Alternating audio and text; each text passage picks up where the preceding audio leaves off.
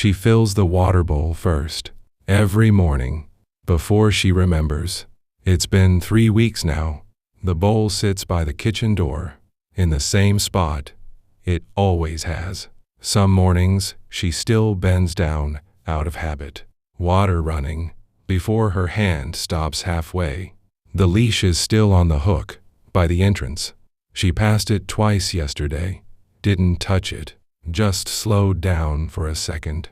The way you do when you walk past a door that used to open. His blanket is still folded over the armchair. She washed it once, right after, then stopped.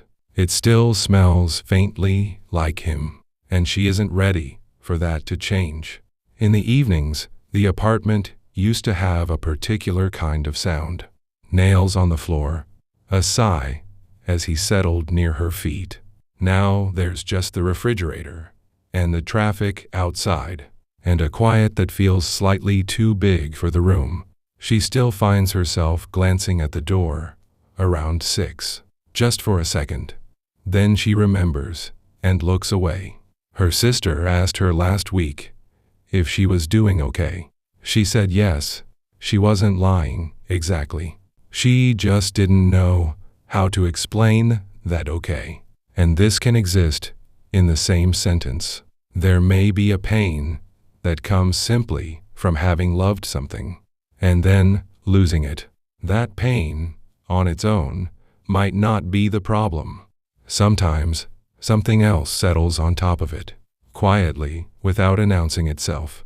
A thought that repeats, I should have noticed sooner. I should have done more.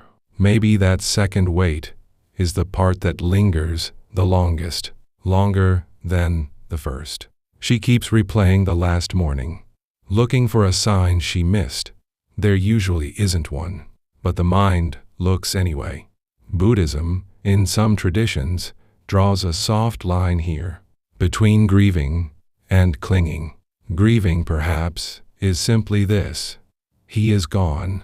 Clinging might be something else, holding the leash a little tighter than it needs to be held, not because it brings comfort anymore, but because letting it go can feel like losing him twice. She isn't sure, most days, which one she's doing. Maybe it isn't always one or the other. Maybe it moves. This sorrow may not need to apologize for its size. He wasn't only a part of her life. He had his own way of waiting by the window in the late afternoon light, his own particular warmth in a room, too. He kind that changes how a space feels. Perhaps that is what makes a loss like this so heavy. Not that something was taken away from her, but that someone who existed entirely in his own right is no longer here. She still talks to him sometimes, quietly, in the kitchen. She isn't sure if that's grief or memory, or just love with nowhere left to go. And underneath all of it, something else moves, a sense that the ground itself has gone a little soft. Maybe that feeling isn't the world falling apart. Maybe it's something smaller, an expectation, quietly giving way. The expectation that mornings would keep arriving the way they always had, that the bowl would always need filling.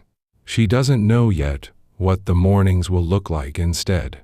She just knows that, for now, she keeps filling the bowl. When you feel the urge to hold on tightly to a memory, a routine, a leash still hanging by the door, are you grieving? Or are you resisting the fact that he's gone?